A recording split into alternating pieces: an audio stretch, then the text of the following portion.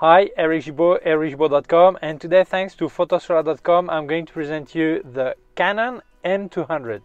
Let's start. So, thank you very much, Photosfera, for lending me the camera.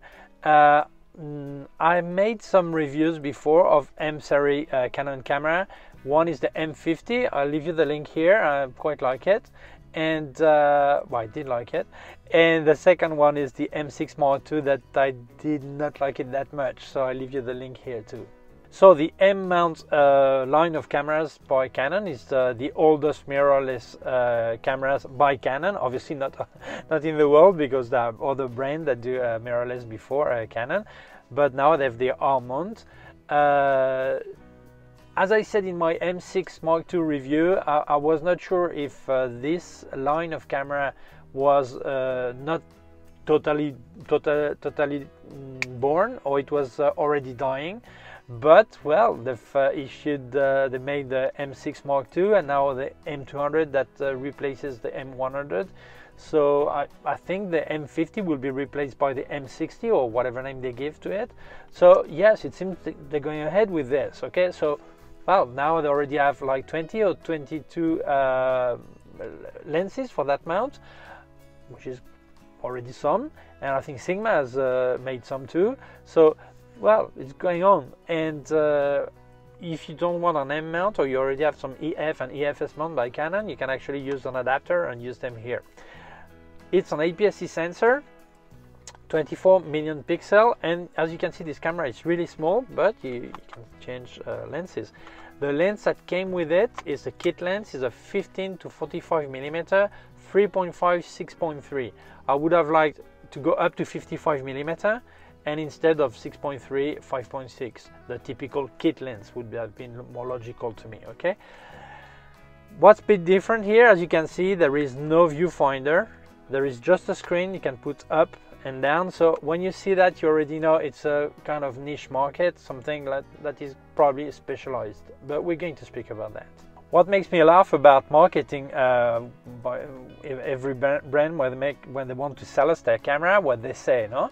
And when you look about this camera, many things they say, they see on the box, you see is 4K, and look at some reviews on YouTube and they'll say it's 4K, affordable 4K on this or that. Well, this camera, what it does it fairly well, except 4K. So speak about what's good with this camera. Tell me what it does fine, what is good, what is useful, but don't put all your marketing on 4K when the 4K is probably the worst part of this camera. But we're going to look at it. Many people, when they see this camera, they say, oh, yes, and see the specs, and they think, well, but this is an M50 without viewfinder. So what's the point? Why do you pay? In some places it's more expensive than the M50, so what's the point of buying this if it's more expensive and you have less? So I had to investigate to know why some people were really crazy about this camera, really looking forward to have it, and some people were using it and really happy with it. There is a reason, but I did have to investigate quite seriously, so I'm going to tell you about it. I'm going to tell you some specs about this camera. I will pass you some pictures and some video I've made, and I will tell you what's good, what's bad, what I like, what I don't like, and as always. Okay. So it has sensor cleaning, which I think is a good point on any camera, so it's good it has it. There is no stabilization, no physical stabilization, just electronic stabilization. And the problem when you use it, it actually crops. I'll show you some sample. Okay, I'm walking with the camera at waist level, watching the screen from the top. I'm on 15 millimeters, so the widest angle of this lens, and full HD, so it gives you an idea of how it is to record. There is no stabilization here, so it gives you a small idea of on how it works. Okay, now I'm testing with electronic stabilization on. As you can see, you have a crop of 1.6 or 1.5, so you do lose some angle. And the track is pretty bumpy. It's not very easy to walk here, but it gives you an idea on, you can compare with the other take on how the stabilization works. I don't know if it's fine for you, if you can accept to lose some angle, but this is the results. There is a enhanced mode for stabilization. I think it crops a bit more. Well, just walking down right now, I don't realize, I think it does. And this is supposed to be more stabilized. I'm walking exactly the same way. And well, you discover the picture right now, the movie. So you can estimate if you think it's the same. I try to walk the same way. It's not easy. Okay. The screen is 3-inch, but it's really a great screen. It's fully touchable. You can navigate menus, all this, and when you use your camera this way, you can actually change anything, well, even the other way, but you don't have to look for buttons and anything. You can do everything on the screen. It's really easy, whether it's searching for in the menus, configuration, all this, or changing aperture, speed, all this. If you want, you can do it on the screen. Obviously, you have a button here too, but you can do it everything on the screen. It's really good, really easy to use. I think Canon has the best menu you can imagine. I mean, I've used many cameras, and I've heard that Hasselblad has better menus. It's a bit out of range for me. So for for the people like me or many people, I think Canon has the best menu, no doubt. And there are two kind of menus: the standard one and the help one. I explained it in my review about the 800D T7i. It actually you have two kinds, the simple one, but then the help one, you have some small drawing and things, explain what's going to happen, the advice, give you some advice, all this. It's really good, the way to navigate these menus.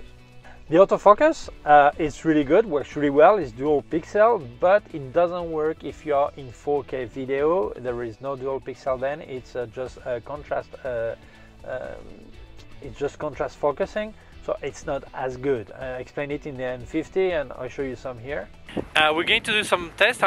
Right now I'm full HD 1080, and we've got face detect. It works really nice, although you don't really see the depth of field because it's really sunny, so the aperture is very close, so it's more depth of field. But I want to try with 4K, although you will see it in 1080. I'm going to record in 4K because it seems that you get some crop, and the autofocus then is not dual pixel, it's just a contrast detection, and it seems not to be as good, I've been told, but when I tried the M50 that was the case. Okay, 4K does crop about 1.5 I think, and you lose the dual pixel, so now I've got just a contrast detection. And I'm moving like this to see if it actually follows me properly. Yeah, it does, but here I'm really, it becomes then just a contrast detection, autofocus. And the thing is really sunny here, there is some contrast, so I don't think it's that hard for the camera to follow me. But when I did do the test of the M50, I already gave you the link, then you would see that the autofocus in 4K was not that good because you lost a dual pixel and it was not really usable. There's 143 focusing dots. I think is enough, more than enough, but this is what there is. And there is face and eye detection. It works really well at night time, daytime. I think it works really okay. I'll show you some night vlogging. So testing vlogging by night. So this is the camera that's making a shadow here, and here I've got a light here, okay, and then you have the city in the back, and not much light. The autofocus seems to work. The sound you hear is actually from the camera directly. I've got no idea it comes out. We'll check it together. Well, as we were speaking about night, I'm going to speak about ISO. They go from 100 up to 25,600 ISO. I'll show you some example I've done from 100 to the maximum.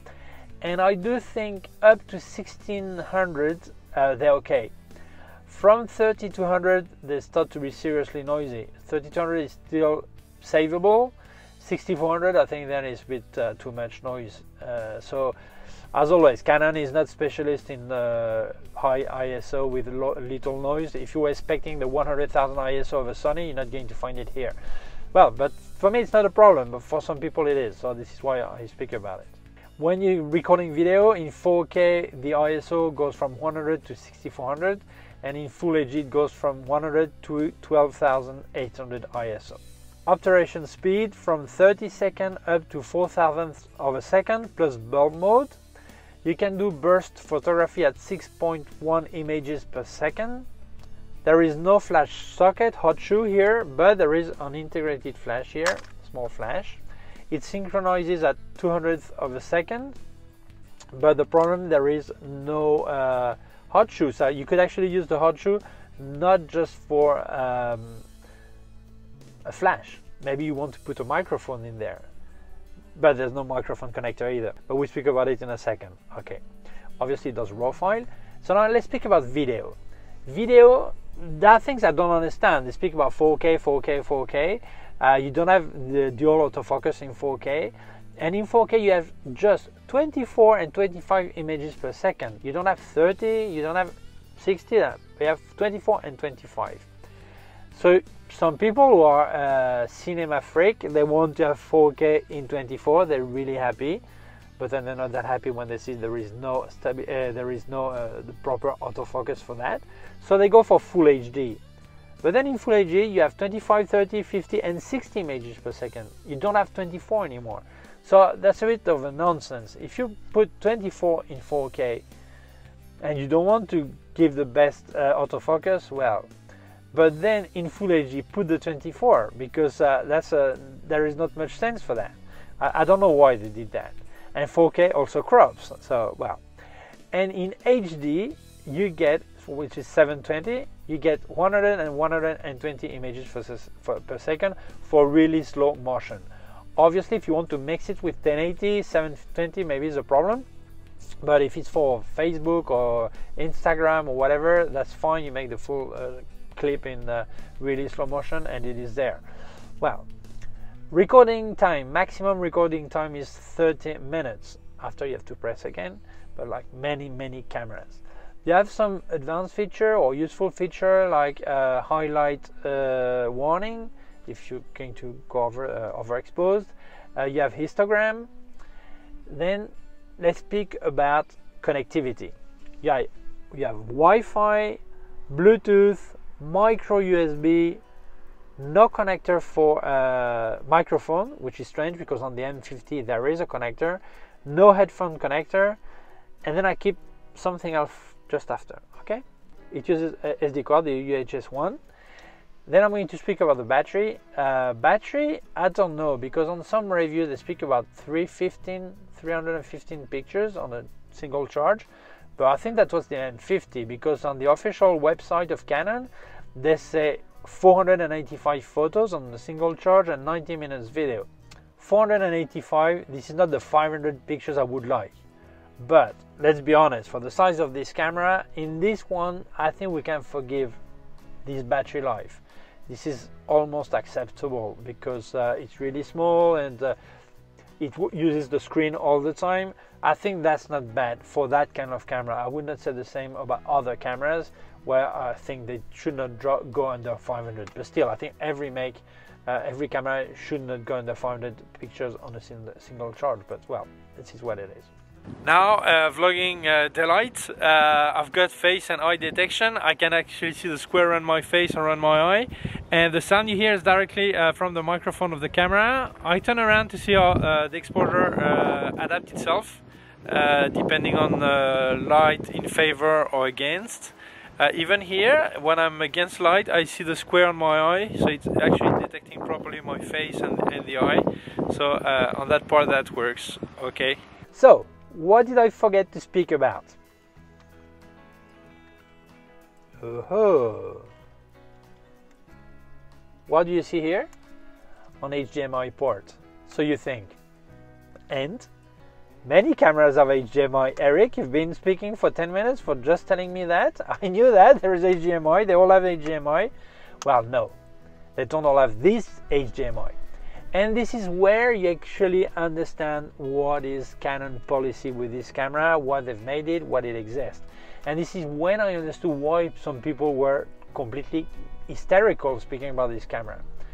Why? Because it gives you clean HDMI. It means you can get full HD, 1080 or 4K HDMI out of this clean. If you touch a screen, if you do anything, you will not see any menu appearing, so it's completely clean. Why? Because this camera is thought for streaming. many people, gamers especially, or even some photographer who do some photo retouching and they want to explain and they want people to see their face at the same time as they see the computer screen, they want to stream their face or record, but gamers, they want to do that in real time. And they need a clean HDMI signal. So this is where Canon actually gave them what they asked for. And this is why this camera exists. And it's not just this. Normally, when people do some streaming with HDMI, with a camera, the one that gives a clean signal, normally are more expensive than that. But when they do it, they must deactivate the autofocus and go on manual, and this is a problem. Imagine you crazy playing like this and streaming at the same time, see a computer on your face, and you need like your 5 liters of Red Bull, and you just stand, you go to the back of your bedroom, because many do that in their bedroom, to get the drink, and then they're out of focus. But no, this one, no. It keeps focusing. You put the face detection and it will keep focusing. So this is why many are really happy about this camera, and this is what I did not understand. I thought, what this camera, what's different with the M50? It gives you less, and what's there?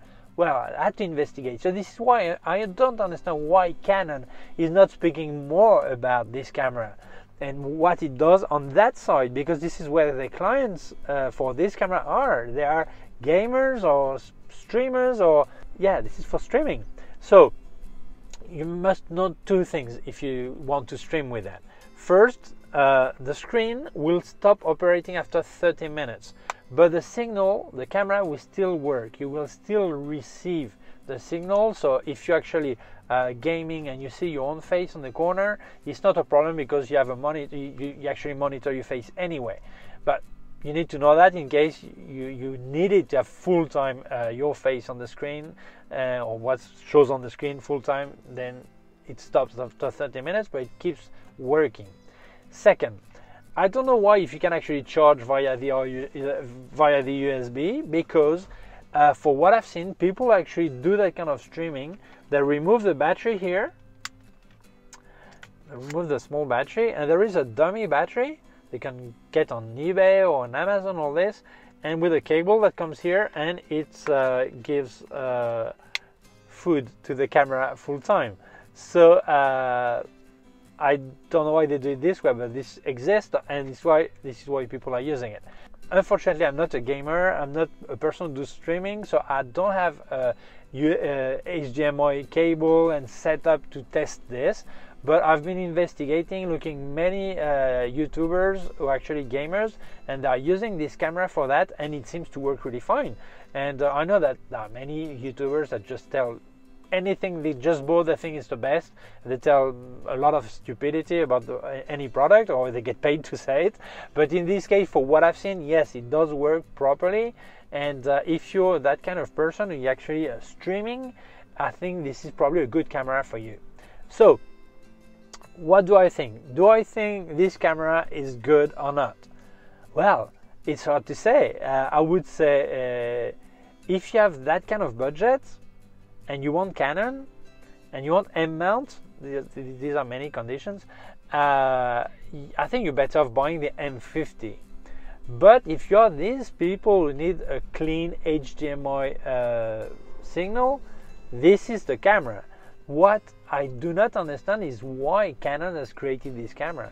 They could actually get the M50 and make a version. They could call it streamer or gamer, and put a clean HDMI, and with that, I think that would be okay, you know. So this is why I don't know. It gives you actually less than the M50. So if you are a person who needs to stream, yes, this is the camera. If you're a person that don't need to stream and want to do pictures, vlogging, whatever, I think you're better off with the M50. You have a phone connect, you have a microphone connector, and well, battery life is a bit shorter. You have a viewfinder, which can be good in case there is a lot of light and a lot of reflection on the screen. So maybe it's better to use in this situation. It's better to have a viewfinder. So, well, I think it's simple. If you're a gamer or a streamer, Yeah, it reminds me of the song of Steve Miller Band. I'm a gamer, I'm a streamer, I want to shake your tree. That would be basically this, okay? But I think if you're not this, people who need streaming, this is not the camera. But if maybe some people want something really small, because it's about the size, my phone is about the size of my hand, so this is smaller than my iPhone 11 Pro Max, okay? So if you want something really downsized and you don't need a viewfinder, that's fine. And then you could use actually a small pancake lens, and that will be okay. So I think if you're interested, you should go to a shop and look at them, you know, at the M50 and this one, and decide how you feel with it, okay, more than anything. So I hope this video was useful to you. I like the camera. I think it's a fun camera to use. If I was getting that kind of Canon cameras, I would prefer the M50 than this one. Well, I hope you like the video. If you feel it may interest other people, like gamers, for example, you can share the video on social networks. If you have not done yet, please subscribe to my YouTube channel. There's a small button down here and also a small bell. If you click on the bell, you'll get notified when I upload a new video. My website, ericgibaud.com. If you have any question, you can leave a comment below. Send me an email to info@ericgibaud.com. Below, I also leave some links of my gear on Amazon, also links to other parts of my YouTube channel. Thank you very much. Bye.